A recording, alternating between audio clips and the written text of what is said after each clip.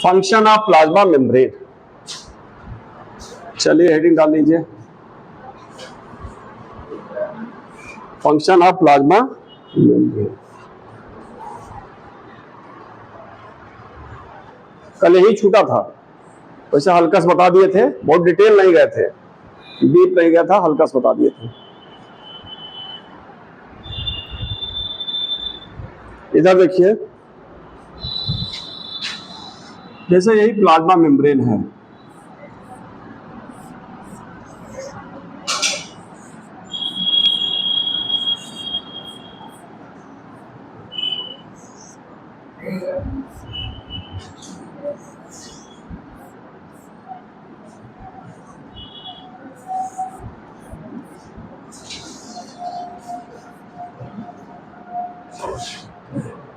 यही plasma membrane है।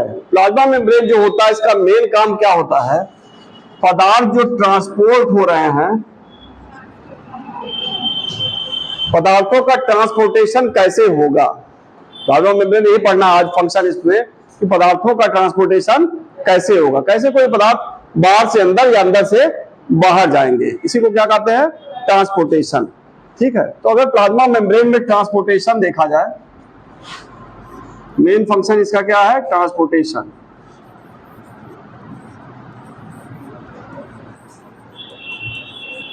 तो ये दो प्रकार का होता है। कितने प्रकार का होता है, दो प्रकार का होता है। एक होता है पैसिव ट्रांसपोर्ट, आ जाइए आ जाइए,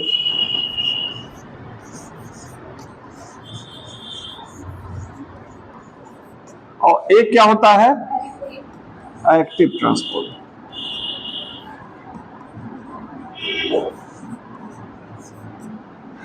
ट्रांसपोर्ट इसमें मेन काम क्या है, ट्रांसपोर्टेशन कराना। ट्रांसपोर्टेशन दो प्रकार का हुआ, एक पैसिव ट्रांसपोर्ट, एक मेम्ब्रेन का बेटा इधर इधर पीछे।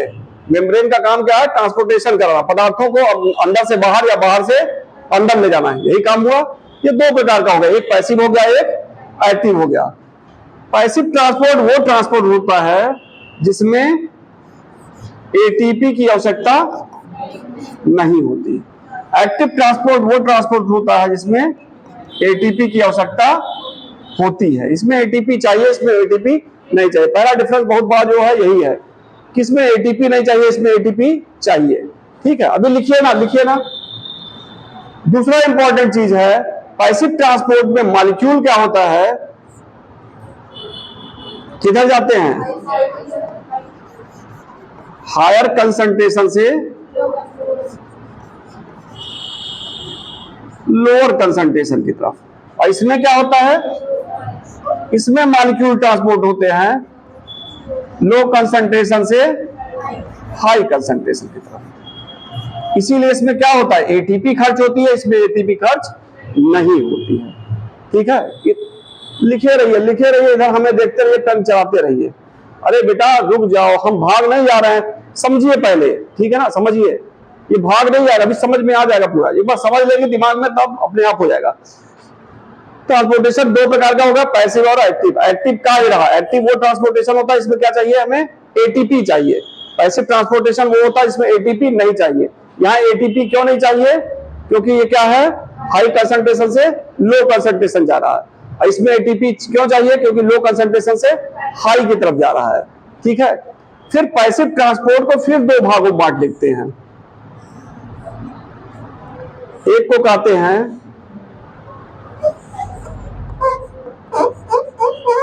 सिंपल डिफ्यूजन, और दूसरे को क्या कहते हैं, फैसिलिटेटेड डिफ्यूजन।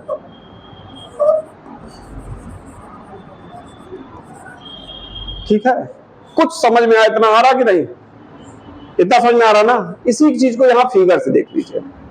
ठीक है, यहां ढेर सारे मॉलिक्यूल हैं, और यहां क्या है, मॉलिक्यूल कम है, तो कंसंट्रेशन इधर ज्यादा है कि इधर ज्यादा है, ऊपर की तरफ ज्यादा है। यहां हो गया हाई कंसंट्रेशन और यहां हो गया लो कंसंट्रेशन। जब पदार्थ हाई से लो मूव करते हैं। पदार्थ कहां मूव कर रहे हैं? हाई से लो कंसंट्रेशन। तो यहां पे ज्यादा से कम की तरफ मूव कर रहे हैं, कोई हमें आवश्यक ज्यादा ऊर्जा की आवश्यकता नहीं है, आराम से ये आ जा रहे हैं। ठीक है, आराम से आ जा रहे हैं, तो इसलिए एटीपी की आवश्यकता नहीं है। ये मूवमेंट जो होता है एलान कंसंट्रेशन ग्रेडियंट होता है। हाई से लो क्या हो रहा? एलान कंसंट्रेशन ग्रेडियंट। या कह सकते हैं, इसको इतना समझ में आ गया तो इसको देखिए, सिंपल डिफ्यूजन। डिफ्यूजन में क्या होता है? डिफ्यूजन में क्या होता है? हाई कंसंट्रेशन से लो कंसंट्रेशन आ रहा है। बेटा हाथ हटाओ। सिंपल डिफ्यूजन में क्या हो रहा है? हाई कंसंट्रेशन से लो कंसंट्रेशन की तरफ आ रहा है। तो हाई से लो की तरफ जाना, इसको क्या कहते हैं? एलान कंसंट्रेशन ग्रेडियंट। क्या कहेंगे? एलान कंसंट्रेशन ग्रेडियंट। दूसरा इंपॉर्टेंट चीज है, हाई से लो जा रहा है, तो इस प्रोसेस को आपके एनसीईआरटी तो नहीं दिया है, डाउनहिल मूवमेंट कहते हैं। क्या कहते हैं? डाउनहिल मूवमेंट कहते हैं। क्या कहते हैं? Downhill movement. ठीक है ना? आइए, हाई से लो जब जाता है तो इस तरह के मूवमेंट क्या कहते हैं? Downhill movement. ठीक है ना? क्या कहेंगे इसको? Downhill movement. दूसरा सिंपल डिफ्यूजन में देख ले, इसमें कोई कैरियर मॉलिक्यूल भाग ले रहा है? इसमें कोई कैरियर मॉलिक्यूल भाग नहीं ले रहा है।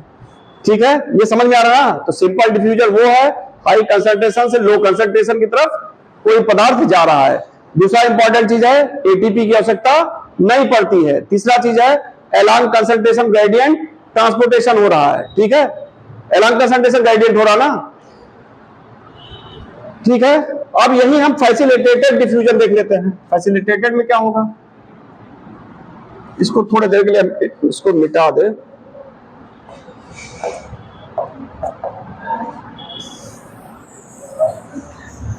समझाने के लिए थोड़ा सा मिटा दे इसको। फैसिलिटेटेड में देख लीजिए,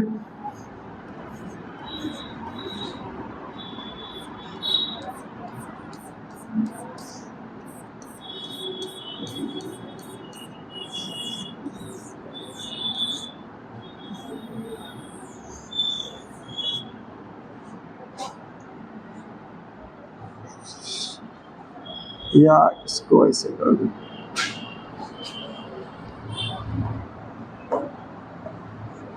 कोई पदार्थ यहां आके बाइंड कर गया है, कोई सबस्टेंस आके बाइंड कर गया है।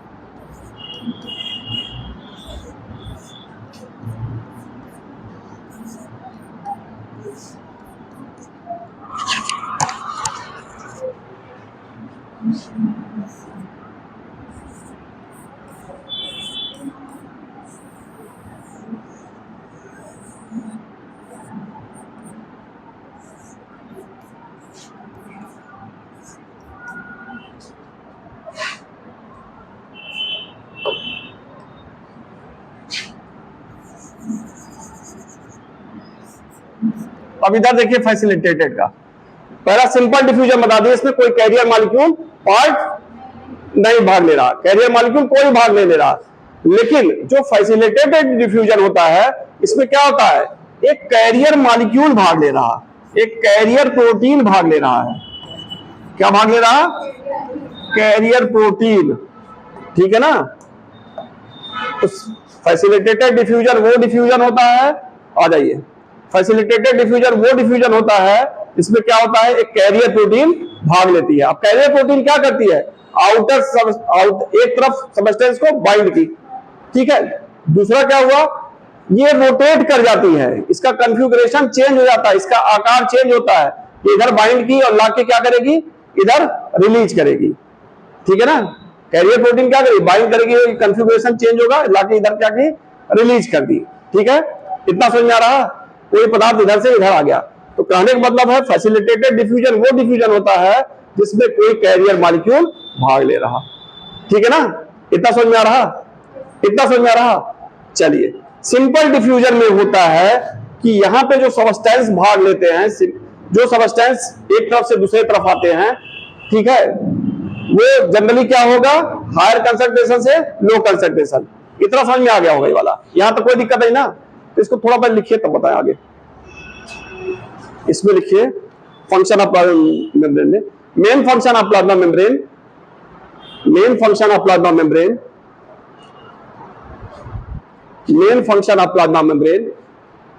is transportation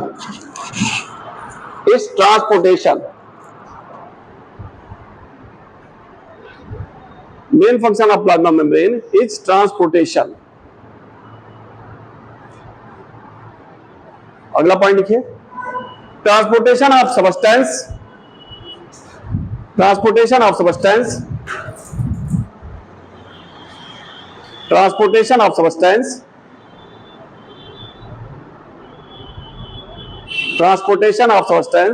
through plasma membrane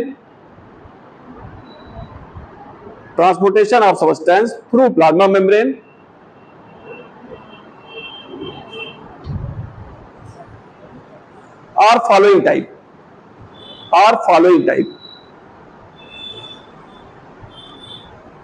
ठीक है, सीधे यहीं आइए, आप यहीं पे करिए, ठीक है, इसी में ये भी डाल देंगे। पहला लिखिए सिंपल डिफ्यूजन।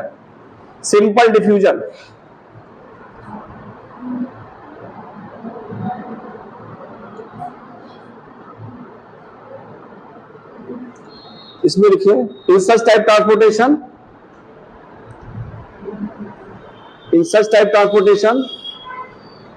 molecule moves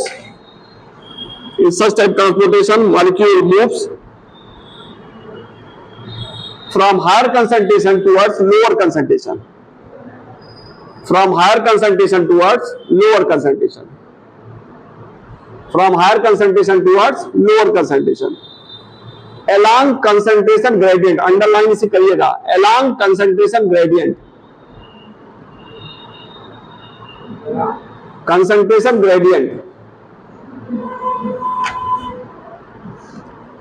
ठीक है, अगला पॉइंट लिखिए, it is a type of passive transport, underline कर दीजिएगा, it is a type of passive transport.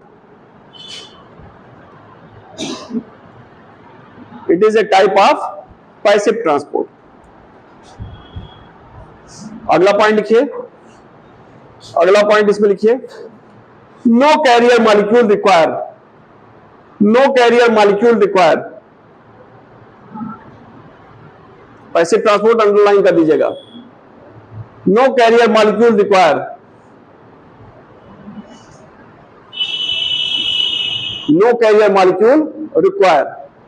अगला पॉइंट करिए, नो एटीपी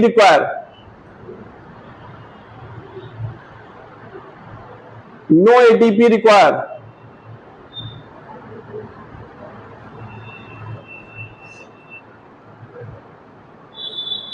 अगला पॉइंट लिखिए, it is a downhill process,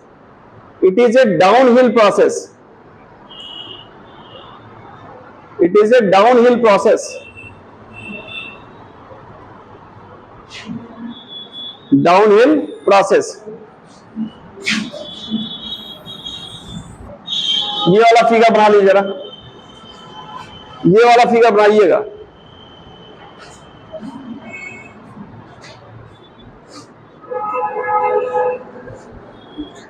ये बताइए, आप लोग अगर रिस्पायरेशन पढ़े होंगे, पढ़ चुके ना, कभी शुरुआत हुआ है रिस्पायरेशन में, बताए होंगे O2 CO2 जो होता है वो एल्वुलाई की तरफ, एल्वुलाई मेम्ब्रेन बताए होंगे, उसके तरफ गैसों का डिफ्यूजन होता है। O2 CO2 का क्या होता है? डिफ्यूजन होता है। वो कौन सा डिफ्यूजन होता है? एक्सचेंज होता है। किसके द्वारा? Simple diffusion. एक पॉइंट नहीं बढ़ा दीजिए, एक्सचेंज ऑफ गैसेज। अगला पॉइंट लिखिए, एक्सचेंज ऑफ गैसेज ब्रैकेट में O2 एंड CO2, ब्रैकेट में O2 and CO2 occurs through alveoli, मतलब गैसेज किस तरह जा रहे हैं, किसके द्वारा? सिंपल डिफ्यूजन के द्वारा। Exchange of gases occurs through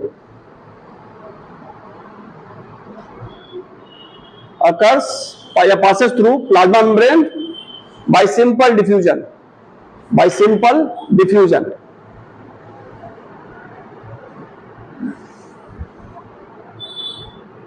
चलिए अगला लिखिए, फिगर बना लीजिए, किनारे वाला बनाइएगा, ये वाला।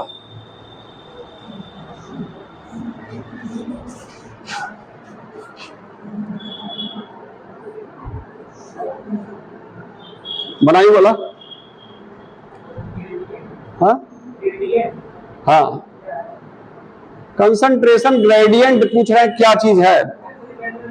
हाँ, तो ग्रेडियंट मतलब मात्रा।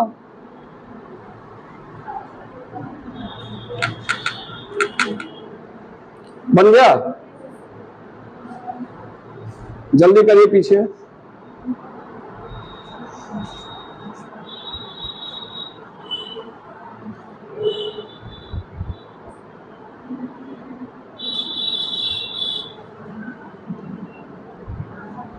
चलिए अगला पॉइंट लिखिए। हो गया ना सबका? फिगर बन गया ना? अगला कर दीजिए हेडिंग फैसिलिटेटेड डिफ्यूजन। अगला हेडिंग करिए facilitated diffusion.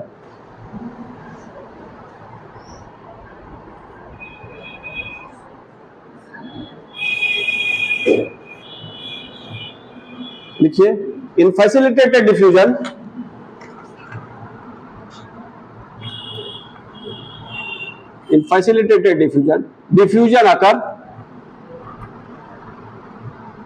diffusion occur with the help of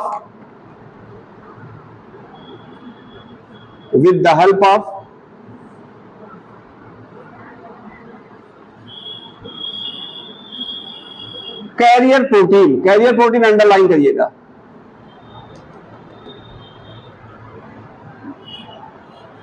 carrier protein,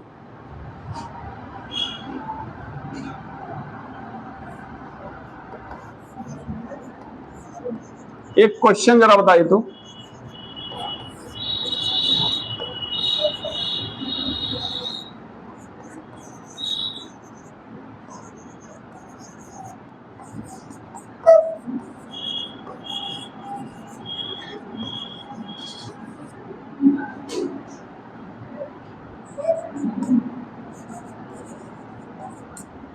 simple diffusion इसमें किसका होगा?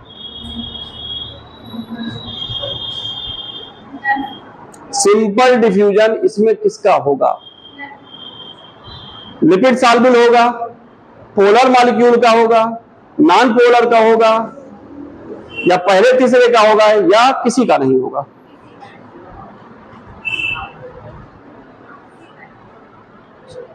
और बताइए, इस तरह क्वेश्चन पूछे जाते हैं। चलिए हाथ उठाइए। बहुत आसान, थोड़ा स्ट्रिक्ट बताएंगे अभी, उसका भी नहीं गलत होगा ये, ठीक है ना? क्वेश्चन इस तरह देखे होंगे, आता है, ठीक है ना? क्या होगा पीछे?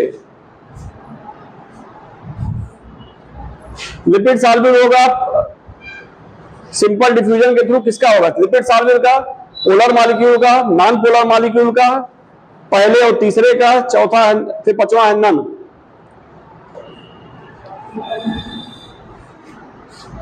चले पीछे बेटा आप,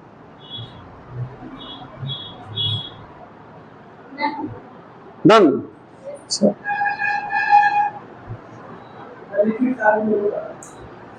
क्यों लिपिड सॉल्युबल क्यों होगा?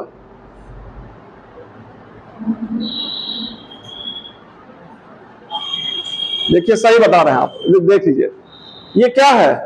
लिपिड है, और इसके थ्रू हम डायरेक्ट इंटर करा रहे हैं, तो लिपिड के थ्रू इंटर करा रहे हैं ना, तो लिपिड के थ्रू कोई पदार्थ तभी, ये वाला पदार्थ इधर इससे तभी गुजरेगा अगर वो लिपिड सॉल्युबल होगा। लिपिड सॉल्युबल पदार्थ ही लिपिड से पास होगा, जो लिपिड सॉल्युबल है वो पास नहीं होगा। समझ में आ गया ना? तो ये तो कंफर्म है। दूसरा कह रहा पोलर, पोलर नहीं पास होता है। पोलर के लिए क्या चाहिए हमें? Carrier protein. पोलर किससे पास होता है? पोलर के लिए क्या चाहिए? Carrier protein. फिर तीसरा आते हैं नॉन पोलर। नॉन पोलर है तो ये भी इधर से निकल आएगा, तो पहला और तीसरा क्या हो जाएगा?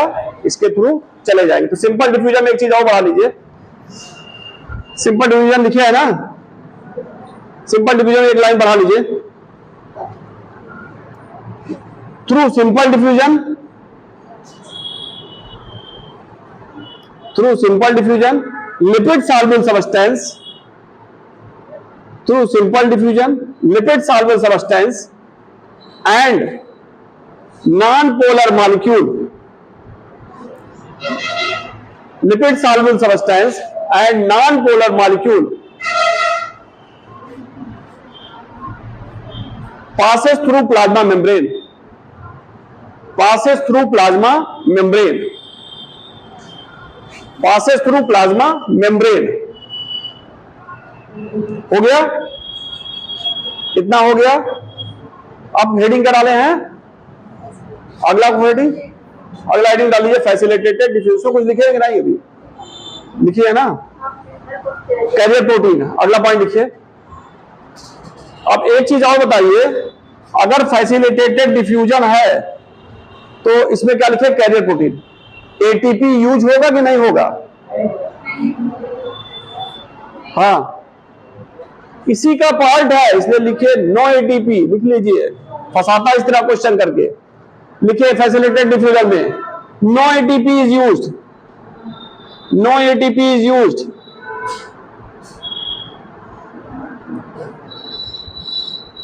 अगला पॉइंट लिखिए, मॉलिक्यूल मूव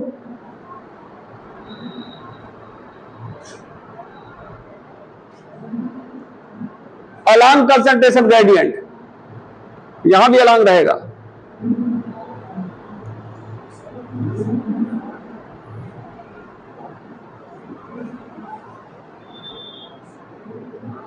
अगला पॉइंट लिखिए, पोलर मॉलिक्यूल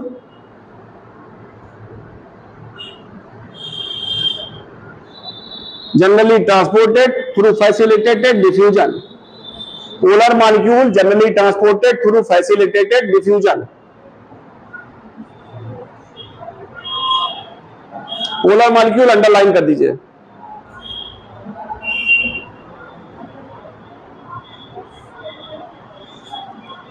हो गया, पोलर मॉलिक्यूल अंडरलाइन कर दीजिए।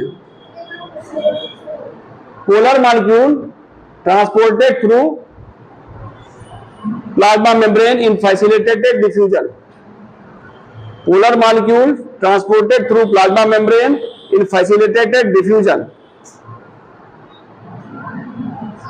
एक चीज बेटा और सुन लीजिए, कुछ बच्चे यहां ऐसे बैठे हैं, ठीक है ना, जो समझ में जिनको नहीं आ रहा, अगर ना समझ में आ रहा बेटा हाथ उठा दीजिए। सीखने आए हैं आप, कोई चोरी नहीं है। किसी आ रहा, किसी नहीं आ रहा, एकदम हाथ उठाइए। नहीं आ रहा पूछिए उसको, कैसे होगा, घबराइए ना, चोरी कुछ नहीं है, पूछिए।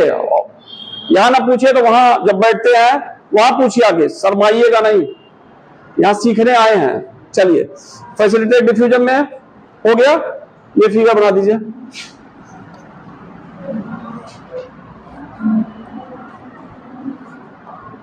अरे sorry sorry sorry sorry, undo पे आ जाए।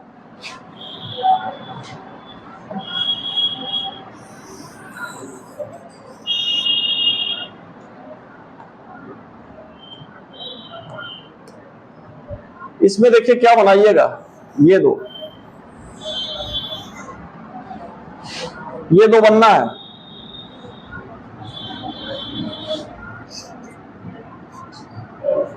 ये लिख दें,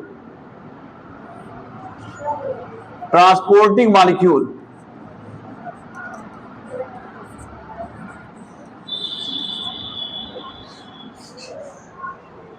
एक ये बनाइए, एक ये बना दीजिएगा।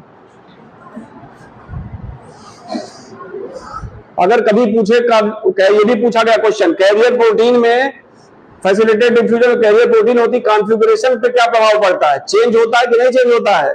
चेंज होता है। देख लीजिए, यहां बाइंड किया, ये रोटेट करता है, रोटेट करके यहां आया, ठीक है। क्योंकि प्रोटीन में क्या होता है? मूवमेंट होता है, ठीक है, lateral movement, upward movement, downward movement. तो प्रोटीन में जब मूवमेंट होता है तो पोजीशन क्या होती है? चेंज हो जाती है, कॉन्फ़िगरेशन चेंज होगा।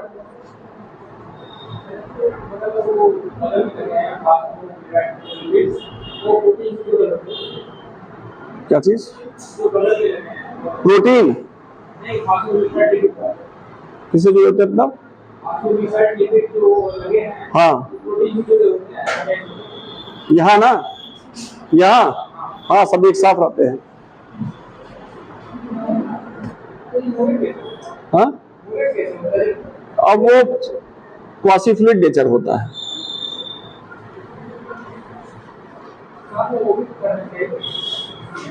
अब कैसे हो रहा, तीन तरह का मूवमेंट होता है, कैसे होता है वो नहीं जानते हमने। बन गया, पीछे हो गया, जल्दी करिए, दोनों फिगर बनाइएगा।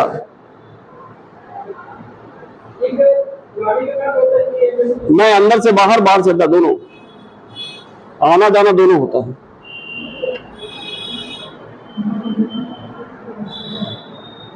हो गया, पीछे हो गया, इधर हो गया सबका ना।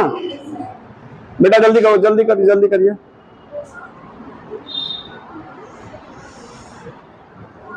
जल्दी करिए, जल्दी करिए, धड़ाधड़ बनाना चाहिए। कितना समय लेते हैं आप लोग। अगला आ जाइए। एक चीज और सुने होंगे आप,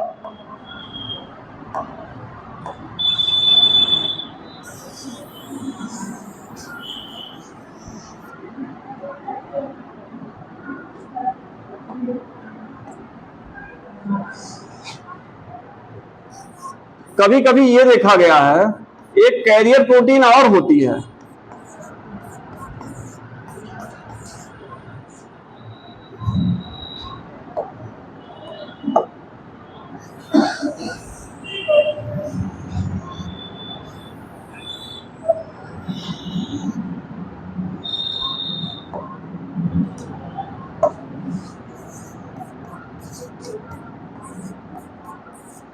एक कैरियर प्रोटीन ये भी होती है, ठीक है ना। इस कैरियर प्रोटीन को क्या कहते हैं,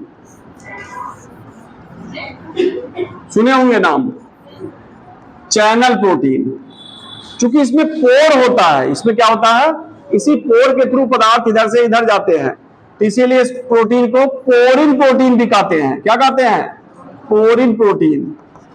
जब आप माइटोकॉन्ड्रिया क्लोरोप्लास्ट की दीवार को पढ़ेंगे तो वहां आप पढ़ेंगे उस पर, उसके दीवार पे कौन सी प्रोटीन पाई जाती है, पोरिन प्रोटीन। यही प्रोटीन होती है, पोरिन प्रोटीन, ठीक है। तो प्लाज्मा मेम्ब्रेन में चैनल प्रोटीन या पोरिन प्रोटीन पाई जाती है। पोरिन प्रोटीन जो होती है वो जनरली देखा गया है पानी को एक तरफ से दूसरी तरफ ले जाते हैं।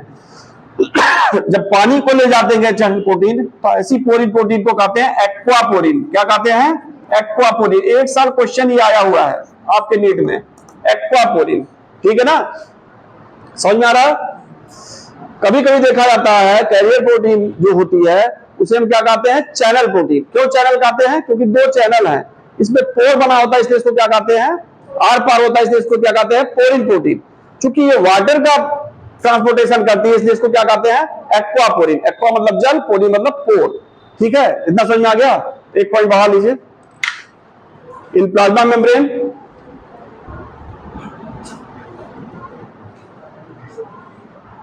in plasma membrane a channel protein also found in plasma membrane, a channel protein also found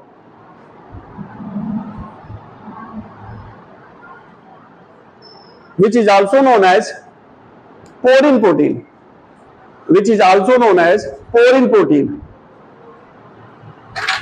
which is also known as porin protein। अगला पॉइंट लिखिए, पोरिन प्रोटीन अंडरलाइन कर दीजिएगा, चैनल प्रोटीन अंडरलाइन करिएगा। अगला लिखिए, channel protein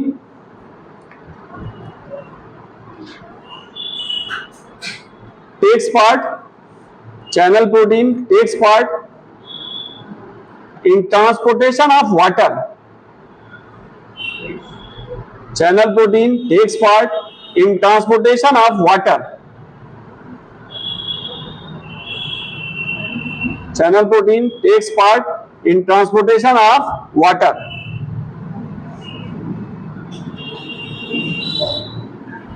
channel protein also takes part transportation of water, so it is also known as, so it is also known as aquaporin। ये लिखा है, इंपॉर्टेंट यही है aquaporin, so it is also known as aquaporin।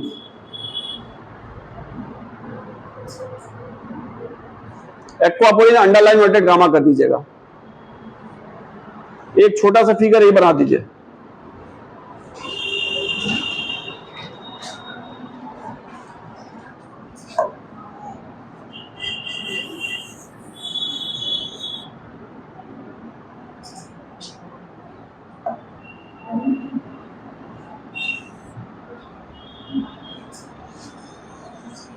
इसी को बना दीजिए। Channel protein को क्या कहे? पोरिक प्रोटीन। और जब पानी का ट्रांसपोर्टेशन करेगा तो इसको क्या कहेंगे? एक्वा पोरिक।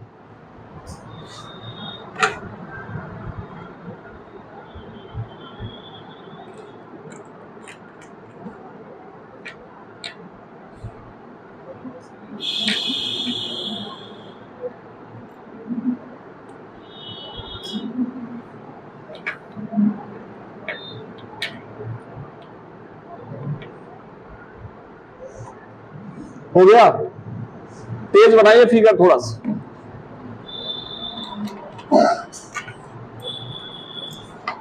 तेज बनाइए, देखिए कुछ लोगों का बन गया।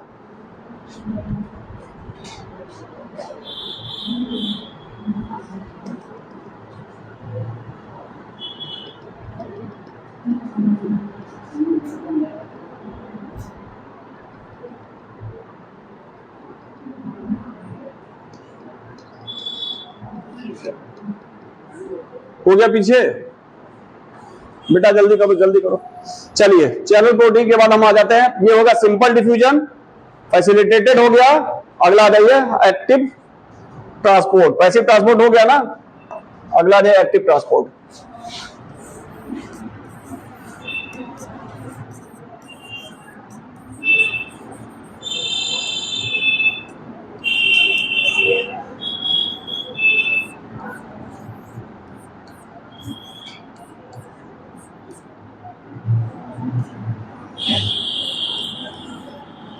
एक्टिव ट्रांसपोर्ट में लिख लीजिए, लिखिए इसमें क्या चीज होता है एक्टिव ट्रांसपोर्ट, कौन बताएगा? एक्टिव ट्रांसपोर्ट में क्या होता है? लो कंसंट्रेशन से कहां जाएगा पदार्थ? किधर जाएगा? हाई कंसंट्रेशन की तरफ। ठीक है, लो से किधर जाएगा? High concentration. एलान कंसंट्रेशन होगा कि अगेंस्ट कंसंट्रेशन होगा? ये कोई चीज लो से हाई जा रहा, किसमें हो जाएगा? एलान की अगेंस्ट। अगला चीज बताइए इसमें, जब एक्टिव ट्रांसपोर्ट होता है तो कोई कैरियर मॉलिक्यूल भाग लेता है कि नहीं भाग लेता है? हाँ, कोई कैरियर मॉलिक्यूल भाग लेगा कि नहीं भाग लेगा? हाँ, ले भी सकता है, नहीं है तो एटीपी यूज होता है, मेन एटीपी है। ठीक है ना, मेन एटीपी है। ठीक, इसमें अगला चीज बताइए, लो कंसंट्रेशन हो गया, अगेंस्ट हो गया, और क्या चाहिए इसमें? एटीपी इसमें यूज होता है, तो लिख लीजिए इसमें, लिखा एक्टिव ट्रांसपोर्ट में। इनएक्टिव ट्रांसपोर्ट अप हिल है कि डाउन हिल है? ये अप हिल, उसका उल्टा है। अगला पॉइंट लिखिए, इसमें क्या लिखे हैं? In active transport molecule moves from higher concentration towards lower concentration, from higher concentration towards lower concentration.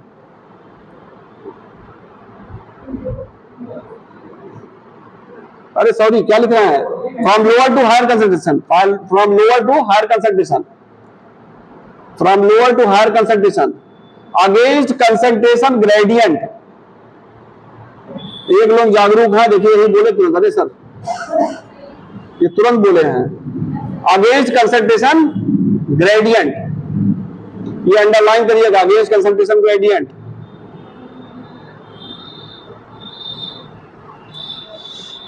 अगला पॉइंट लिखिए, in such type transportation, in such type transportation ATP is required, ATP is required, ATP is required। अगला point लिखिए,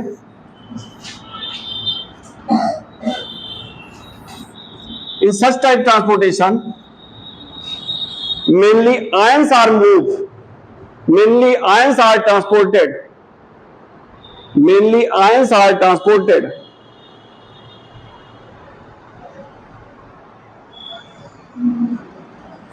for example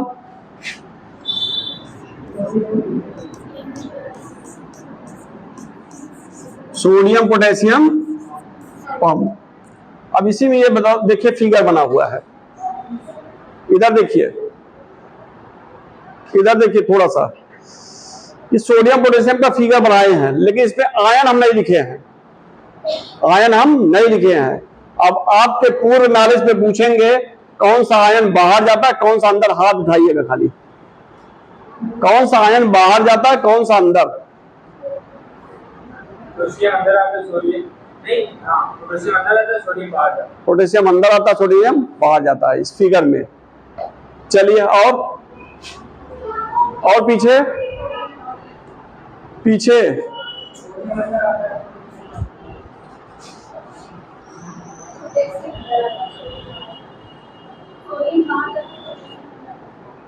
वही चीज तो ये भी बता रही है, क्या बताई है?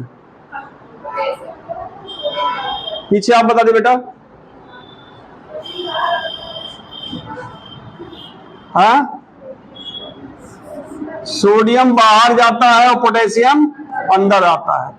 अब इसमें अनुपात है 3 और 2 का, कौन सा 3 आयन है, कौन सा 2 आयन, इसको जरा बता दीजिए, कितने बैलेंस करता है?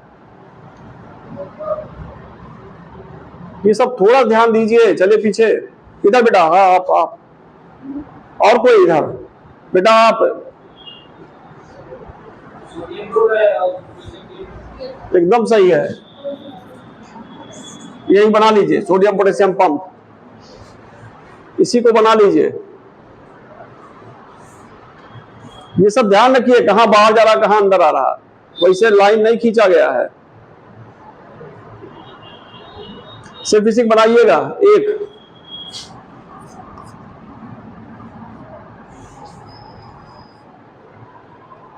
हो गया, बन गया सबका?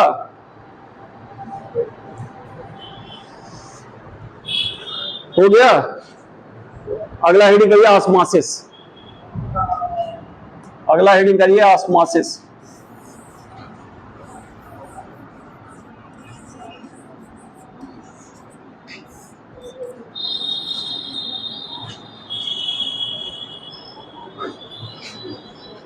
लिखिए, movement of water, movement of water from its higher concentration towards lower concentration, movement of water from its higher concentration towards lower concentration is a type of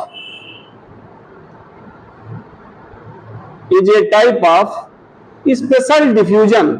ये लाइन लिखी जाती है एनसीईआरटी में, क्या है इसका मतलब? कल भी पूछे थे, कुछ पढ़े थे नहीं आप लोग? नहीं पढ़े थे। ऑस्मोसिस में होता क्या है, इधर देखिए, ये ऑस्मोसिस है, यहां डिफ्यूजन है। डिफ्यूजन में क्या होता है? कंसंट्रेशन ज्यादा से कंसंट्रेशन लो, और इसमें क्या होता है?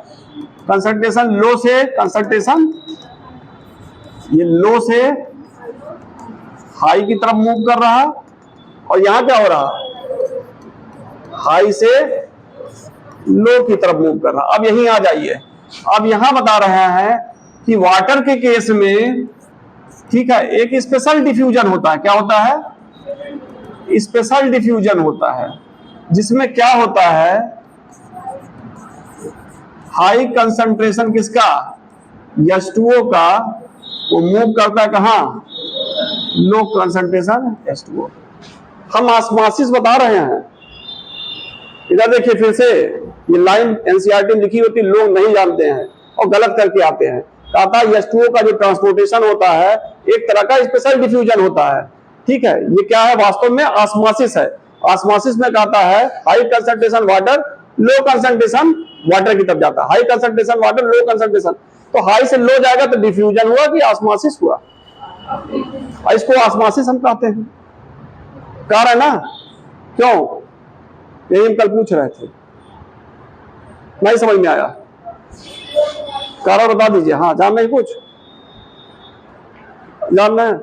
हम कह रहे हैं वाटर का कंसंट्रेशन ज्यादा है, इसका कहने मतलब इधर देखिए, वाटर का कंसंट्रेशन ज्यादा है मतलब H2O मॉलिक्यूल ज्यादा है, H2O मॉलिक्यूल यहाँ क्या है, ज्यादा है, और यहाँ वाटर कंसंट्रेशन लो कर है, मतलब H2O मॉलिक्यूल कम होगा। अगर जब H2O का मॉलिक्यूल ज्यादा होता है तो यहाँ सल्यूट क्या होगा, सल्यूट क्या होगा, चीनी क्या होगी, हाँ, अगर पानी ज्यादा हो गया तो चीनी की मात्रा घट गई, अब ये कम हुआ तो यहाँ चीनी की मात्रा क्या हो जाएगी, सल्यूट, सल्यूट क्या हो जाएगा, यहाँ बढ़ जाएगा। तो एक तरह का क्या हो गया, ऑस्मोसिस आया कि नहीं आया, आ गया ऑस्मोसिस, नहीं आ गया, यही चीज है। डिफ्यूजन जब पढ़ते हैं डीपीडी, वहां भी यही सब आता है। जब यहाँ हाई कंसंट्रेशन H2O का है तो H2O मॉलिक्यूल की मात्रा ज्यादा हुई तो इसमें सल्यूट क्या हो जाएगा, घट जाएगा। तो सल्यूट घटेगा तो कंसंट्रेशन क्या हो गया, यहाँ लो, और यहाँ कंसंट्रेशन क्या हो गया, हाई। अब समझ में आया, इसीलिए कहा जाता है सिंपल डिफ्यूजन, ये स्पेशल डिफ्यूजन। अब समझ में आ गया ना। एक लाइन लिखी होती, बच्चे बहुत परेशान होते, हम भी परेशान थे। एक साल बच्चा पूछ लिया, हम भी कहा यार तो रखते चले आए, ठीक है। तब हम भी, हमारे जो एक सर हैं उनसे पूछे, तब वहां पे क्लियर हुआ कि ये मामला है इसका। इसीलिए हम कहे बता दें, इसको जाने रहिए, नहीं तो रखते रहेंगे। जब कहे वाटर का कंसंट्रेशन ज्यादा, मतलब वाटर की मात्रा ज्यादा हुई है, और जब इस पे आप डीपीडी लगाएंगे और सब लगाएंगे तब आसानी से लग जाएगा, नहीं तो रखते रहेंगे इसको वहां पे प्लांट फिजियोलॉजी में। चलिए आगे आइए। हाँ, तो क्या बता रहे थे आप लोगों को, ऑस्मोसिस वो लिखे कुछ कि नहीं, हाँ ऑस्मोसिस में लिख लिया है ना, ऑस्मोसिस बस। चलिए ये हो गया, ये हो गया। अब आ जाइए सेल मेम्ब्रेन के बाद सेल वॉल।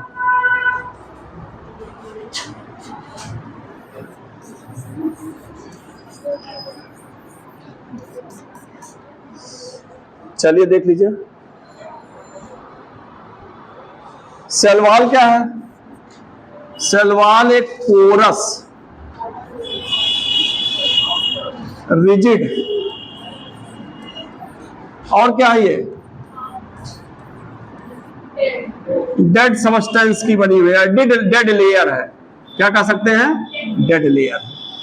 सेल वॉल जो होती है पोरस होती है, छिद्रयुक्त होती है, रिजिड होती है, डेड लेयर होती है, और परमिएबल होती है। क्या होती है, परमिएबल, मतलब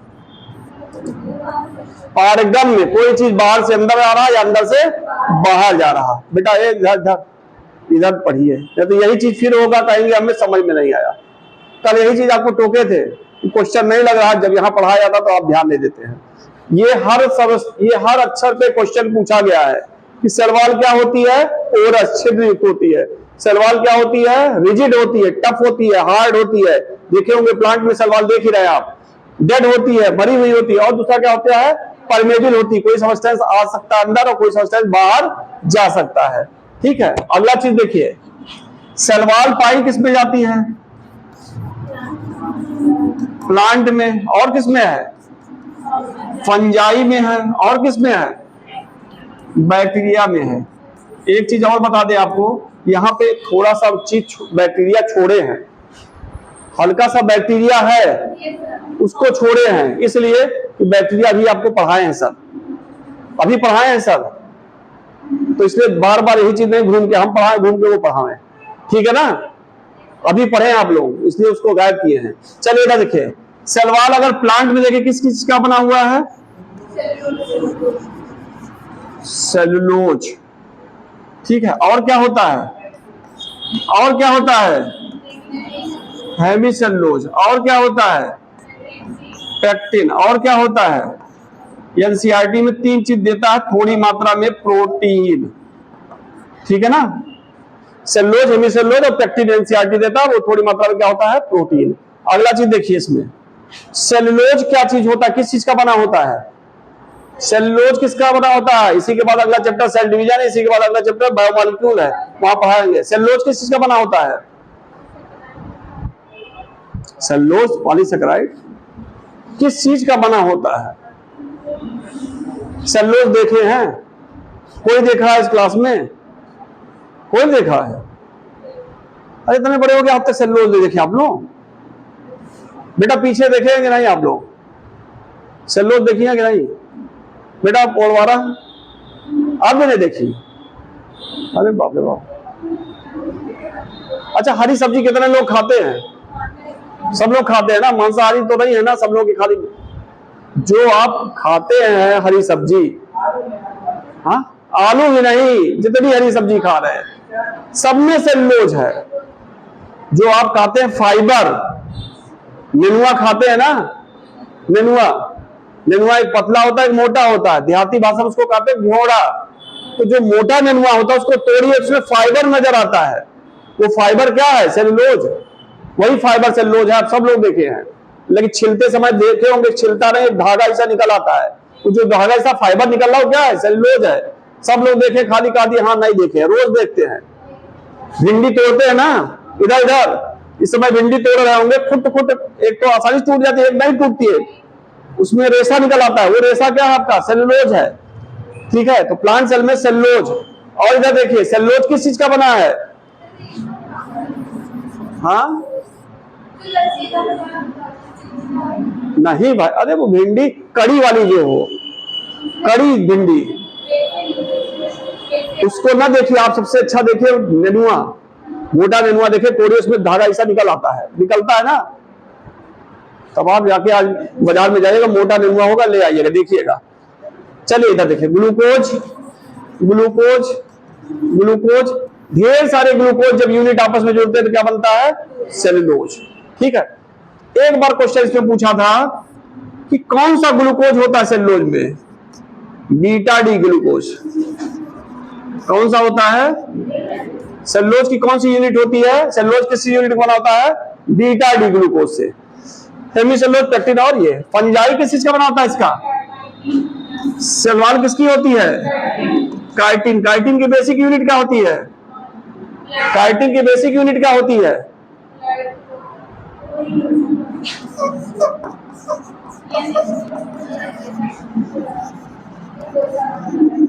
ग्लूकोसा। ये सब बेटा रट डालिए आप लोग, ये सब रटना चाहिए। बैक्टीरिया की सेल वॉल किसकी बनी होती है? बैक्टीरिया की सेल वॉल किसकी होती है? सेलुलोज कितना होता है बैक्टीरिया सेल वॉल में? सेलुलोज कितना होता है बैक्टीरिया सेल वॉल में? 0%। मतलब क्या हुआ? एब्सेंट हुआ। इसकी सेल वॉल किस चीज की बनी होती है? नाग और नाम की। नाग और नाम की। नाग मतलब क्या हुआ? N acetyl glucosamine. नाम मतलब क्या हुआ? N acetyl muramic acid. ठीक है ना, ये सब याद रखिए, ये सब आपका है। चलिए इतना लिखिए तब आगे बढ़ाएं। इतना समझ में आ रहा? आ रहा कुछ बेटा? तुम आज पहला दिन है, आ रहा कुछ बेटा? आ रहा कुछ? हाँ, अब समझ में आना चाहिए, क्योंकि ये चल रहा है चैप्टर साइटोलॉजी। अब यहां भी नहीं समझेंगे तब कब समझेंगे? चलिए लिखिए, क्या लिखे हैं? सेल वॉल लिखिए। हाँ क्या? ये नाग और नाम, म्यूरामिक एसिड जान नहीं ना, पेप्टाइडोग्लाइकान जान नहीं ना, उसके कंपोनेंट है, दोनों मिलके बनाते हैं सेल वॉल। ये जो होता है इसका इस तरह दिखाया गया है, इसमें कंपोनेंट दिखाया जाता है। तो ये सब नाग और नाम मिलके ही बनाते हैं इसके। सेलुलोज तो इसमें पाया नहीं जाता है, सेलुलोज होता नहीं है, नाग और नाम मिलके बना देते हैं इसके। ठीक है, N acetyl glucosamine, N acetyl muramic acid मिलके बना देंगे पेप्टाइडोग्लाइकान। ठीक है, पेप्टाइडोग्लाइकान की यूनिट है। चलिए लिखिए, cell wall is porous, rigid, dead layer, porous, rigid, dead layer, and permeable in nature, and permeable in nature, and permeable in nature। अगला पॉइंट लिखिए, अगला पॉइंट लिखिए, cell wall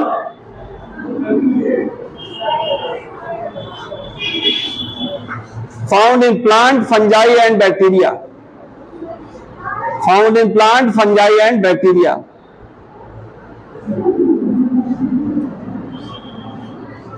plant, fungi and bacteria. अगला point लिखिए, in plant, अगला point लिखिए, in plant cell wall is made up of, in plant cell wall is made up of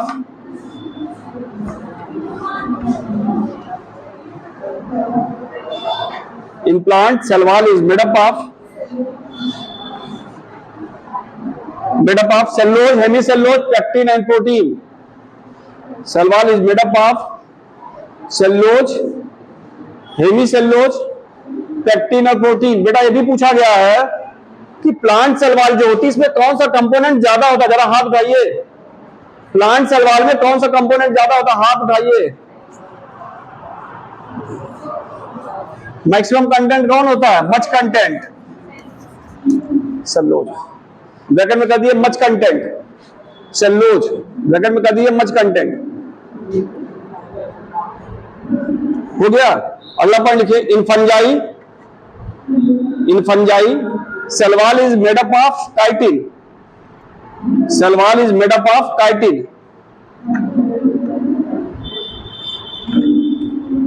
cell wall is made up of chitin, underline कर दीजिएगा, fungi पूछा गया है। Bracket में कर दीजिए basic unit N acetyl glucosamine. Basic unit N acetyl glucosamine. Basic unit भी पूछा जाता है, N acetyl glucosamine. Basic unit N acetyl glucosamine. हो गया। अगला लिखिए बैक्टीरिया। अगला लिखिए बैक्टीरिया। इसमें लिखिए cell wall of bacteria does not contain cellulose. Cell wall of bacteria does not contain cellulose. नहीं तो सेलुलोज पे लगा के चले आइए।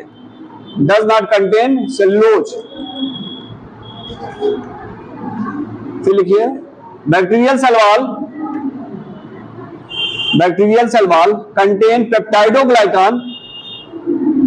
बैक्टीरियल सेल वॉल कंटेन पेप्टाइडोग्लाइकान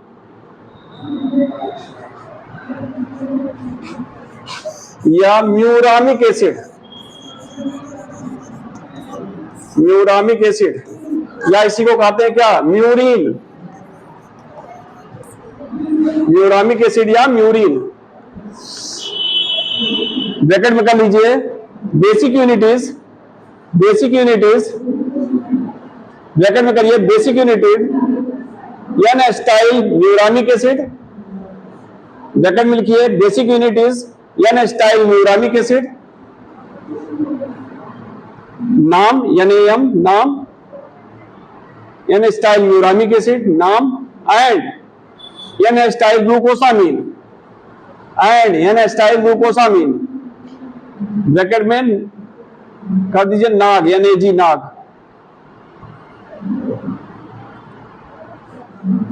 हो गया। अगला पॉइंट लिखिए structure of cell wall. Structure of cell wall.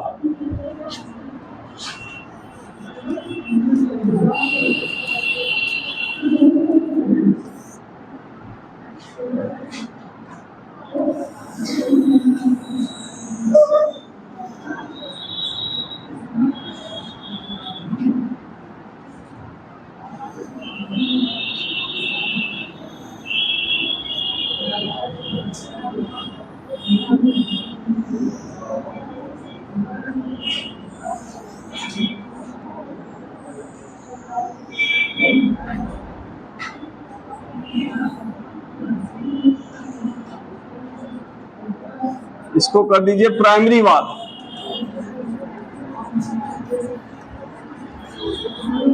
इसको कर दीजिए सेकेंडरी वॉल।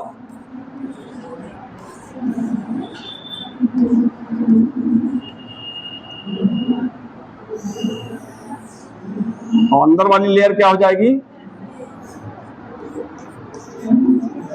Plasma membrane. और बीच में जो गैप है ये क्या है, पिट्स, छिद्र जो पाए जाते हैं। चलिए देख लीजिए, इधर देखिए। अगर हम सेल वॉल को देखें तो सेल वॉल जो होता है वो बना होता है किसका, primary cell wall, primary layer होती है, ठीक है, प्राइमरी वॉल होता है, सेकेंडरी सेल वॉल होता है, primary cell wall, secondary cell wall, और क्या होता है, मिडिल लैमिला। ठीक है ना, primary cell wall, secondary cell wall और मिडिल लैमिला। तो यहां चूंकि इस फिगर में भी खाली इतना दिखा रहे हैं, प्राइमरी वॉल, सेकेंडरी वॉल और प्लाज्मा मेम्ब्रेन। क्वेश्चन इसमें पूछता है कि सेकेंडरी वॉल जो होती है, इधर सेकेंडरी वॉल जो होती है, ठीक है, वो किसके पास पाई जाती है? या एक फिगर और देख लीजिए, तब ज्यादा स्पष्ट हो जाएंगे।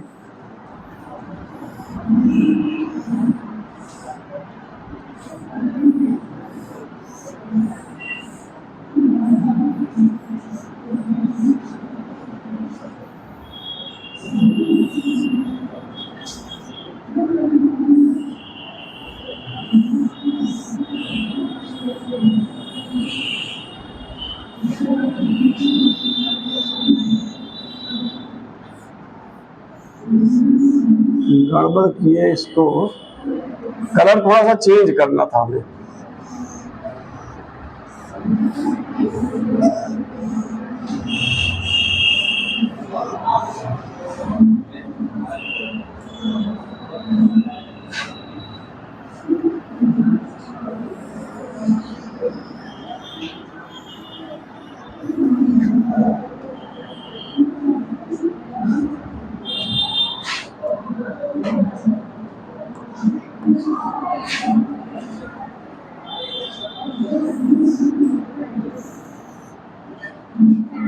अब देखिए इस फिगर से ज्यादा समझ में आ जाएगा। ये क्या है, प्राइमरी सेल वॉल, ये क्या है, सेकेंडरी सेल वॉल, और ये क्या है, प्लाज्मा मेम्ब्रेन, और ये बीच में क्या है, मिडिल लैमिला। अब देखिए इसमें क्वेश्चन जो पूछता है, यही पूछता है, इधर देखिए कि कौन सी दीवार है सेल वॉल में जो टूटी फूटी होती है, जो ब्रेक होती है। कौन सी वॉल ब्रेक है, सेकेंडरी सेल वॉल। पिट्स किस में पाए जाते हैं, सेकेंडरी सेल वॉल, इसे बता दे रहा है।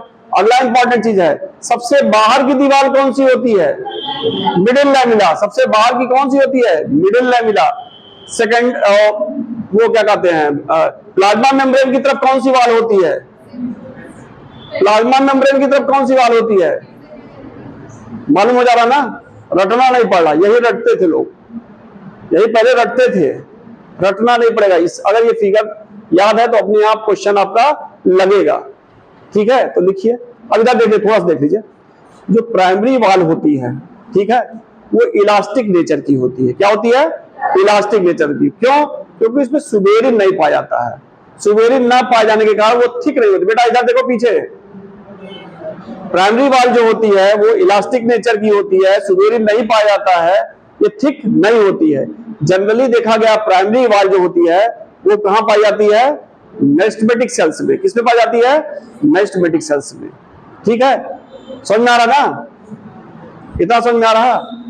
प्राइमरी वॉल जो होती है वो क्या होती है, इलास्टिक नेचर की होती है। ग्रोथ, कोई सेल ग्रोथ कर रही है, उसके ग्रोथ करने में मदद करती है, इसमें सुबेरिन नहीं पाया जाता है। दूसरा होता है secondary cell wall. Secondary wall, जो सेकेंडरी सेल वॉल होती है ये थिक होती है। सेकेंडरी सेल वॉल क्या होती है, थिक होती है। मेरिस्टेमेटिक सेल में ये एब्सेंट होता है।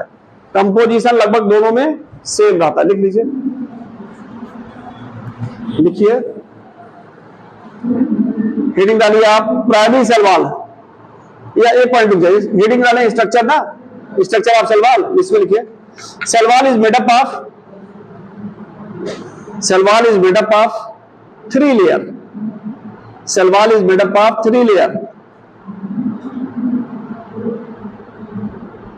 Cell wall is made up of 3 layer. Number one primary cell wall,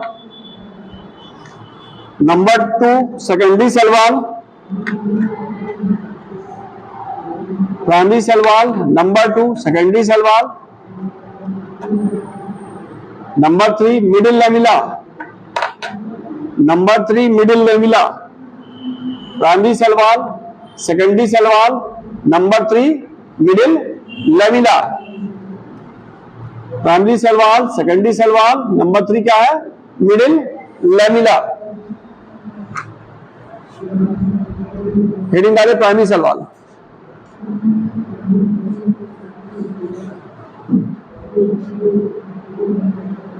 इसमें लिखिए primary cell wall, primary cell wall generally thin and elastic, generally thin and elastic in nature. Thin elastic underline कर दीजिए, thin elastic underline कर दीजिए।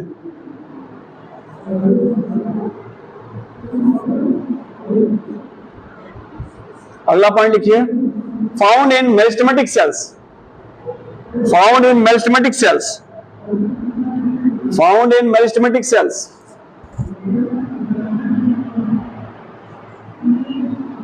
अगला point लिखिए made up of, made up of cellulose, hemicellulose, pectin, cellulose, hemicellulose and pectin.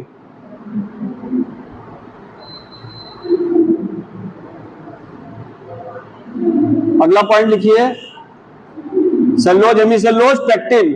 अगला point लिखिए suberin is absent, SUBERIN, suberin is absent.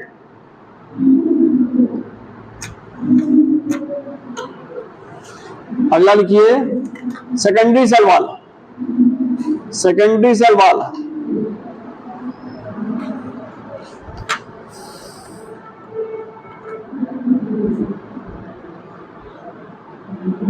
इसमें लिखिए सेकेंडरी सेल वॉल में thick in nature, thick in nature, absent in, absent in meristematic cells, absent in meristematic cells, porous in nature,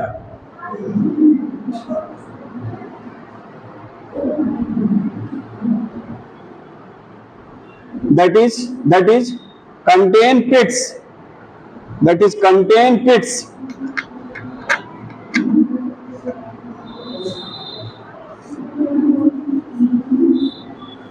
पिट्स underline कर दिए, contain पिट्स। किस layer में पूछा गया, पिट्स NEET में या कहीं पूछा गया आगे पीछे, किसी साल वो पुराना क्वेश्चन था इसमें, पिट्स किसमें पाया था, primary cell wall, secondary cell wall किसमें है, किसमें है, सेकेंडरी सेल वॉल में। अगला कहिए प्लाज्मा लेमा, ओ क्या कहते हैं, मिडिल लेमिला।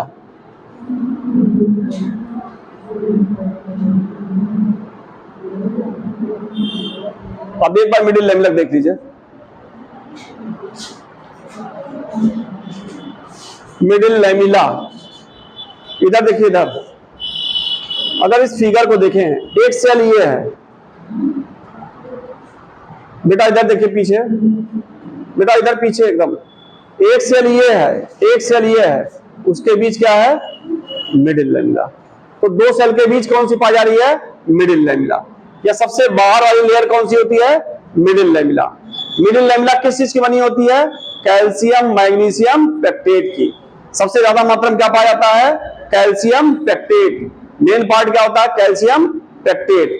जो आप फल खाते हैं जब कच्चा होता है तो मिडिल लेमिला इंटैक्ट होती, पूरी होती है, लेकिन फल जब पक जाता है तो क्या हो जाता है, फ्लैसिड हो जाता है, गुलगुला हो जाता है। क्यों, क्योंकि मिडिल लेमिला क्या हो जाती है, डिसॉल्व हो जाती है। ठीक है ना। जो कच्चा फल देखते हैं वो टाइट आता है, क्यों टाइट आता है, क्योंकि मिडिल लेमिला इंटैक्ट रहती है, डिसॉल्व नहीं होती है। लेकिन जब फल पक जाता है, राइप हो जाता है, तो ये मिडिल लेमिला क्या हो जाती है, डिसॉल्व हो जाती है। बस 2-3 लाइन था, लिख लीजिए। लिखिए middle lamella, middle lamella generally found, middle lamella generally found in between two cell, in between two cell, दो सेल के बीच है ना। अगला पॉइंट लिखिए, middle lamella is outermost layer of cell wall, middle lamella is outermost layer of cell wall.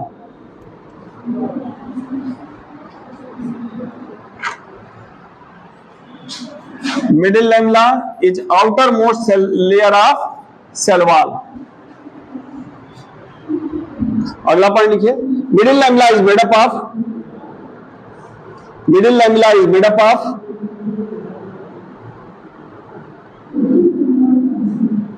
Calcium and magnesium pectate, calcium magnesium pectate, calcium magnesium pectate underline कर दिया, पूछा आता है मिडिल लैमेला किसका बना होता है, ठीक है।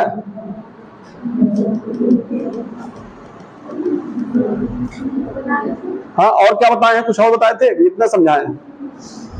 हाँ एक पॉइंट और बढ़ा लीजिए, in ripened food, in ripened food, in ripened food, पके हुए फ्रूट में, in ripened fruit middle lamella become dissolve, in ripened food, in ripened fruits middle lamella become dissolve,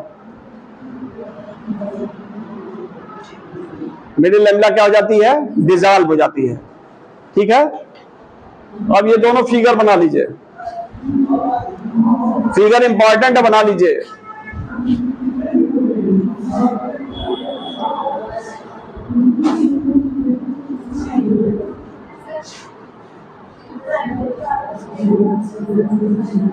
हाँ क्या चीज, क्या सभी में, हाँ मेस्टमेटिक में जो होगा उसमें सिर्फ प्राइमरी रहेगा, सेकेंडरी नहीं रहेगा, सेकेंडरी ठीक हो जाए उसमें दिखा। हाँ वही तो कहे, मेस्टमेटिक जो इमेच्योर होता है डिवाइड करता है उसमें वही पा जाएगा प्राइमरी, और सेकेंडरी में जो है प्राइमरी डिजनरेट होता है, सेकेंडरी पा जाएगा, ठीक है ना।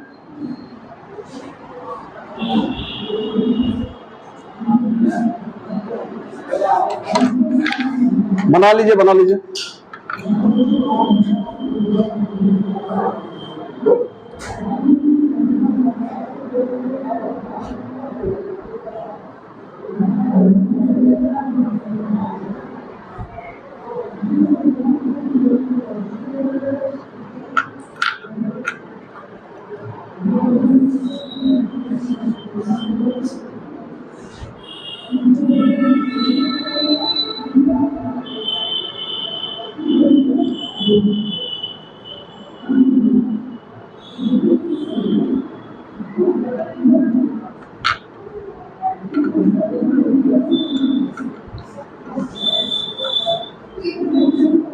हाँ क्या चीज, हाँ कोई फल पका हुआ ना हो वो टाइट है, अब कौन सबसे बाहरी परत माना जाता है, कैसे ये भी हम भी रहते हैं प्रैक्टिकली थोड़े हम बता पाएंगे, ठीक है। सबसे बाहर सेक्शन काटने पे ही पता लगेगा, सबसे बाहरी कहा जाता है, ठीक है। देखिए उससे पता ही लग रहा, 2 सेल है सबसे बाहर वही है, ठीक।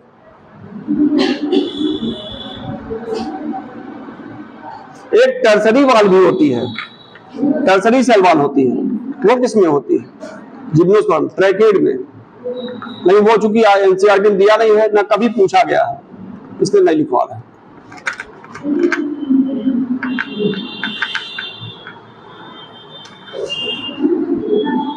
बन गया, जल्दी करिए जल्दी करिए।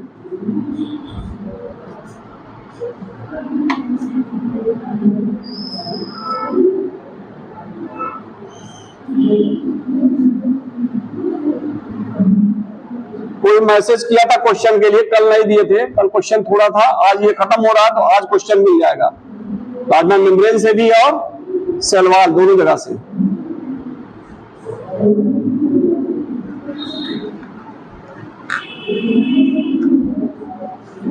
हो गया, जल्दी करिए।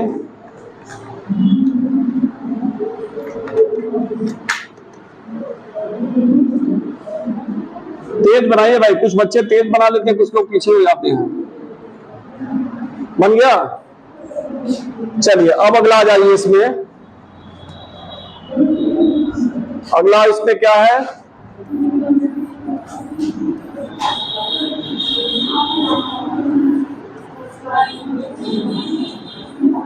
प्लाज्मोडेस्माटा, प्लाज्मोडेस्माटा, फिगर गड़बड़ किए, मिटा दिए।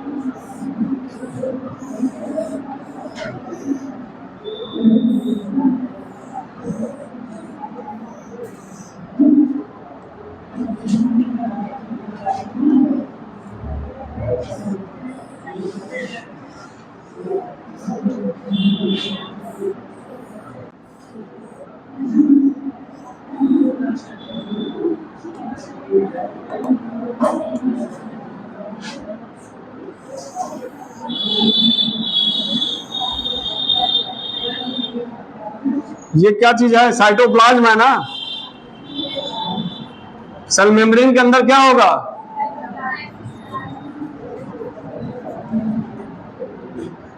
दो सेल को जो कनेक्ट करता है वो क्या होता है? प्लाज्मोडेस्माटा। देखिए, एक साइंटिस्ट थे स्ट्रासबर्गर, उन्होंने सर्वप्रथम क्या देखा? प्लाज्मोडेस्माटा को। प्लाज्मोडेस्माटा क्या होता है? दो प्लांट सेल का साइटोप्लाज्मिक कनेक्शन है। दो प्लांट सेल का क्या है? साइटोप्लाज्मिक कनेक्शन है। ठीक है ना? किस चीज का बना होता है प्लाज्मोडेस्माटा? डेस्मोटिब्यूल। किस चीज का बना होता है? डेस्मोटिब्यूल। चलिए लिख लीजिए,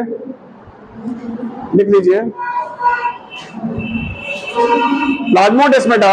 हेडिंग डालिए, plasmodesmata. Plasmodesmata is a cytoplasmic connection. Plasmodesmata is a cytoplasmic connection between two plant cell.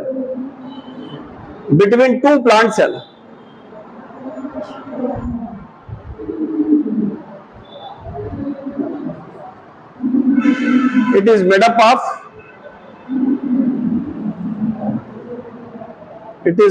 of डेस्मोटिब्यूल। डेस्मोटिब्यूल के एनसीईआरटी नहीं दिया, अंडरलाइन कर लीजिए। डेस्मोटिब्यूल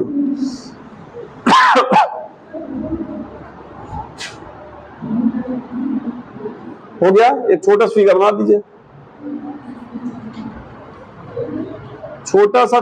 दीजिए, बना लीजिए। अच्छा, दो एनिमल सेल किससे जुड़ती हैं? दो प्लांट सेल जुड़ रही है प्लाज्मोडेस्माटा से। दो एनिमल सेल किससे जुड़ेंगी? क्यों?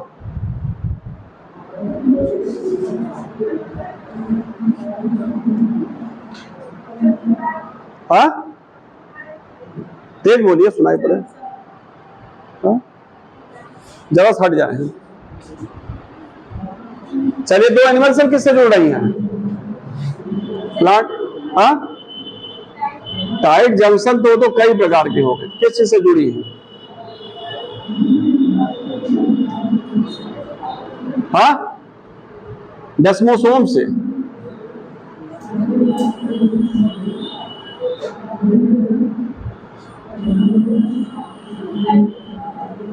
चलिए लिखिए, बनाइए, जल्दी बनाइए। अब इसमें एक हेडिंग बची रह गई है, फंक्शन। वो भी लिखना है, 2 लाइन है, लिख के खत्म करिए। बनाइए, जल्दी बनाइए। सेल वॉल के बाद फिर दिया है एंडोमेम्ब्रेन सिस्टम।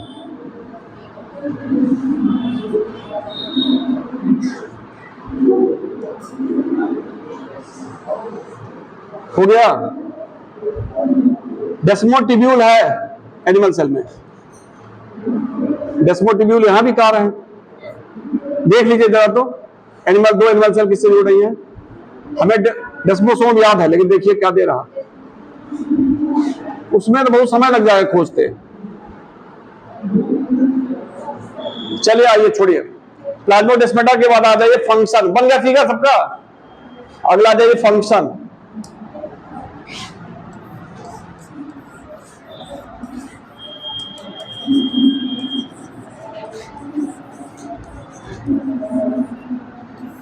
सेल वॉल के फंक्शन, क्या क्या काम है सेल वॉल के? हाँ, सबसे पहला काम क्या इसका है? प्रोटेक्शन। प्रोटेक्ट करता है, किसी भी बाहर पाई जा रही सेल्स को क्या करेगा? प्रोटेक्ट करेगा। दूसरा काम क्या है? हाँ, प्रोटेक्शन हो गया मतलब मैकेनिकल सपोर्ट हो गया। हाँ, क्या चीज शेप प्रदान करता है, रिस्पॉन्सिबल फॉर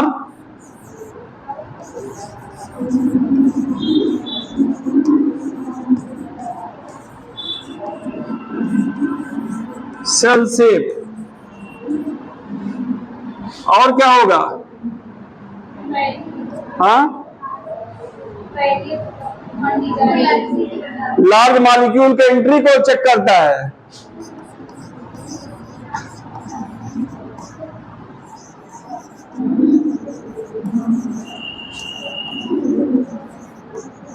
इतना यही लिख लीजिए।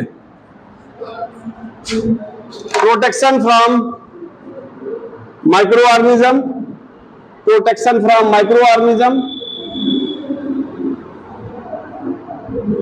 Provide cell shape, responsible provide cell shape,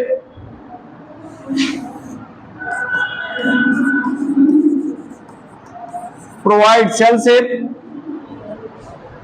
to check entry of large molecule, to check entry of large molecule,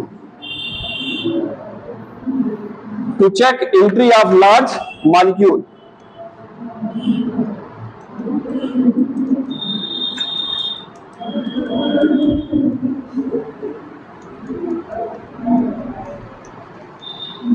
To check entry of large molecule हो गया। To check entry of large molecule। अगला आ जाइए, कितना हो गया? अगला आ जाइए endomembrane system.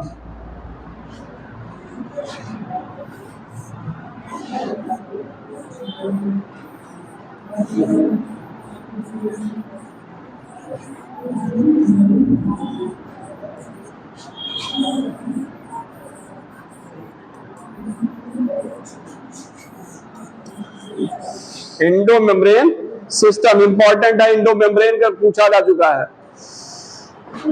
Endomembrane system क्या चीज होता है? इंडोमेम्ब्रेन सिस्टम, हाँ इधर देखिए, इंडो मतलब अंदर, मेम्ब्रेन मतलब मेम्ब्रेन, मेम्ब्रेन के अंदर, ठीक है। किसी सेल को देखें तो सेल, ये सेल मेम्ब्रेन है ना, सेल मेम्ब्रेन के अंदर डिफरेंट ऑर्गेनेल पाए जाते हैं। क्या पाए जाते हैं? डिफरेंट ऑर्गेनेल पाए जाते हैं। किसी भी सेल के अंदर देखें, मेम्ब्रेन के अंदर डिफरेंट ऑर्गेनेल पाए जाते हैं। ये ऑर्गेनेल आपस में एक दूसरे से कनेक्टेड होते हैं। ये ऑर्गेनेल क्या करते हैं? आपस में एक दूसरे से कनेक्टेड होते हैं और आपस में कनेक्ट होकर क्या निर्माण करते हैं?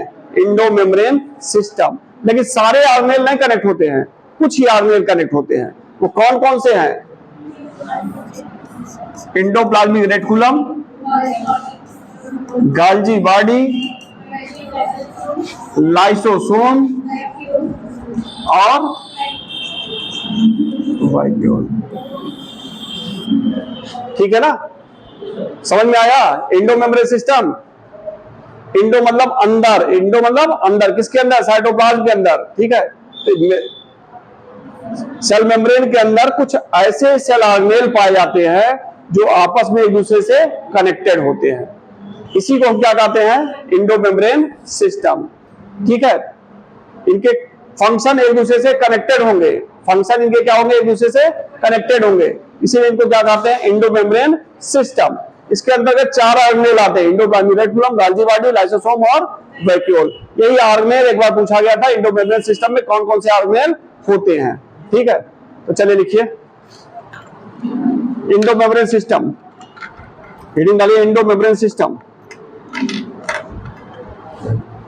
लिखिए cell organelle, cell organelle which is found, cell organelle which is found inside cytoplasm, or cell organelle which is found inside cell membrane,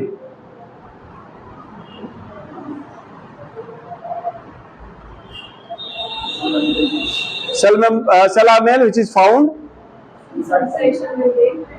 cell membrane, cell organelle which is found inside cell membrane ORR, inside cytoplasm, connected with each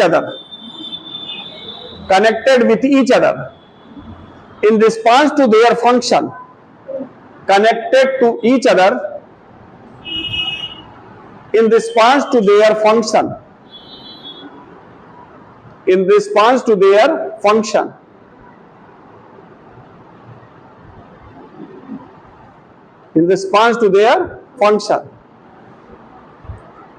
these are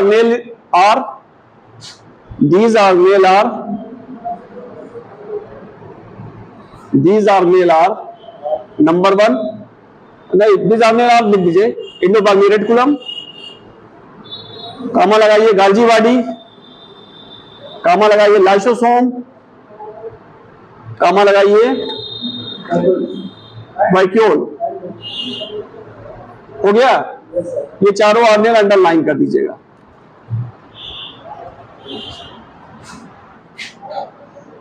endoplasmic reticulum, गाल्जी body, lysosome और vacuole. अब heading डाल दीजिए endoplasmic reticulum.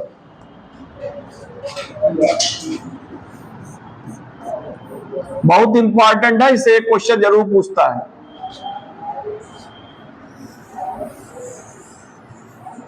किसी भी cell में generally हम देखते हैं क्या है, न्यूक्लियस पाया जा रहा है।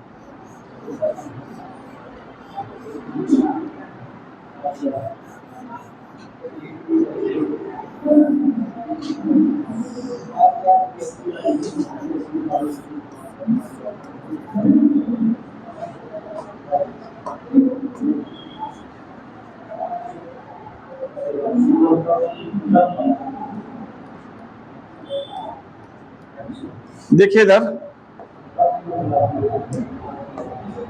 किसी भी सेल में हम देखते हैं तो ये क्या चीज है, प्लाज्मा मेम्ब्रेन। और ये क्या है, न्यूक्लियर मेम्ब्रेन। और ये क्या है, इंडोप्लाज्मिक रेटिकुलम। तो पहला क्वेश्चन यही आता है, इंडोप्लाज्मिक रेटिकुलम कहाँ पाया जाता है सेल में। हाँ ले लीजिए जमाई के सबूत दवा दीजिए, जमाई लीजिए तो मुंह खोलना दवा देख न ले। चलिए अच्छा इधर आइए, इधर देखिए बेटा, इधर इधर कोई बात नहीं, जमाई आ रही हुआ पढ़ के आइए, क्वेश्चन लगा के आइए। और जब ऐसे रख लेंगी ना तो जमाई कैसे एक दो नींद भी मार देगी, कोई पता नहीं लगेगा।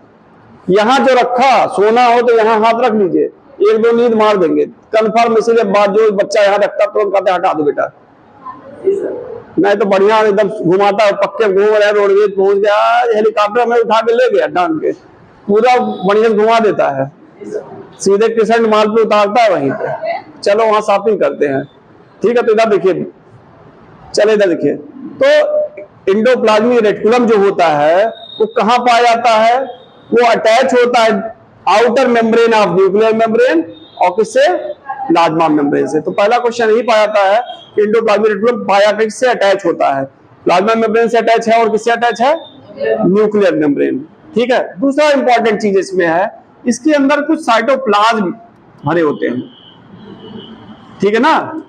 क्या भरे होते हैं, साइटोप्लाज्म, ठीक है। तो इसे कहते हैं, क्या कहते हैं, ल्यूमिनल फ्लूइड। चलिए वो आगे हो गया, अभी अभी छोड़ दीजिए इसको। इसी को थोड़ा सा ईआर को हम बाहर बना देते हैं।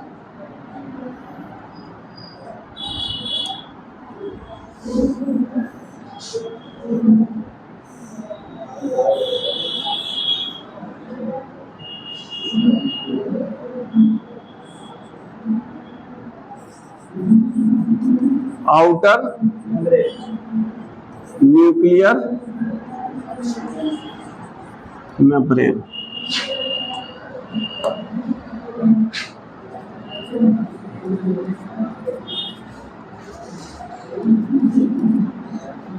और जो ये स्ट्रक्चर देख रहे हैं वो क्या चीज बन रहा है,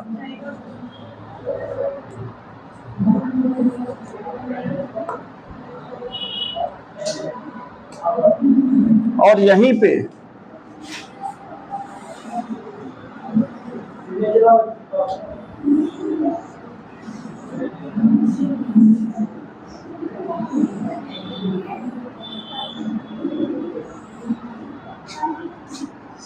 ये क्या चीज है?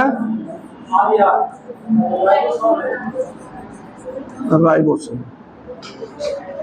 चूंकि राइबोसोम एंडोप्लाज्मिक रेटिकुलम से जुड़ा हुआ है तो ये वाला पार्ट जो होता है वो क्या होता है? Rough endoplasmic reticulum. इसकी दीवार खोदनी होती है इसलिए इसको क्या कहते हैं? Rough endoplasmic reticulum. और ये वाला जो रेटिकुलम है इसकी दीवार स्मूथ है इसलिए क्या कहते हैं? Smooth endoplasmic reticulum. ठीक है ना? अब देख लीजिए, थोड़ा सा देख लीजिए, समझ लीजिए। एंडोप्लाज्मिक रेटिकुलम प्लाज्मा मेम्ब्रेन और आउटर मेम्ब्रेन ऑफ न्यूक्लियस से लगा होता है। लगा है ना? दूसरा इंपॉर्टेंट चीज है, इसकी दीवार पे जब राइबोसोम पाया जाता है तो इसे बेटा इधर देखो, इधर इसकी दीवार से जब राइबोसोम लगा होता है तो ऐसे एंडोप्लाज्मिक रेटिकुलम को क्या कहते हैं? Rough endoplasmic reticulum. ठीक है। जब इनकी दीवार से राइबोसोम नहीं लगा होगा तो इसे क्या कहेंगे? Smooth endoplasmic reticulum. जो रफ एंडोप्लाज्मिक रेटिकुलम है ये क्या करता है? प्रोटीन का निर्माण करता है। किसका निर्माण करता है? प्रोटीन का। ये निर्माण किसका करेगा? प्रोटीन का। ये प्रोटीन यहां आ गया और प्रोटीन फिर क्या होगा? यहां से कलर चेंज कर दे, ये बन गया प्रोटीन आ गया। प्रोटीन यहां से क्या होगा? रफ एंडोप्लाज्मिक रेटिकुलम से कहां आएगा? Smooth endoplasmic reticulum. और स्मूथ एंडोप्लाज्मिक रेटिकुलम से क्या होता है? ये आउटसाइड हो जाता है, सेल मेम्ब्रेन से बाहर आ जाता है। तब ये प्रोसेस कहलाता है क्या?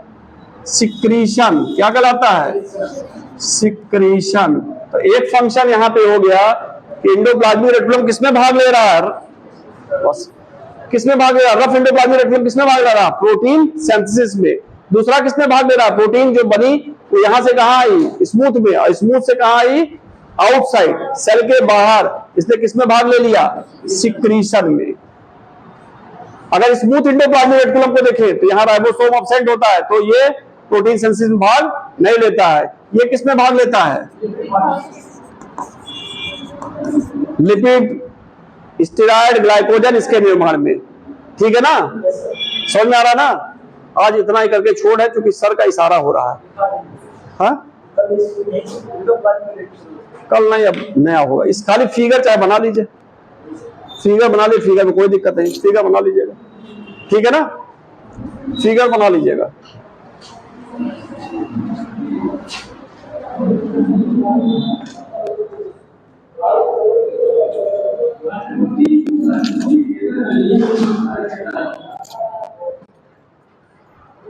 और सर लास्ट नंबर देखो,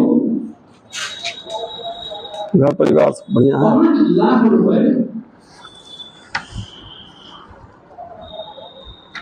लाख रुपए महीना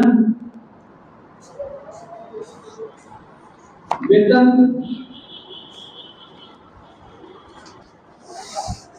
केंद्र के संचित रूप से दिया जाता है। केंद्र के संचित रूप से दिया जाता है।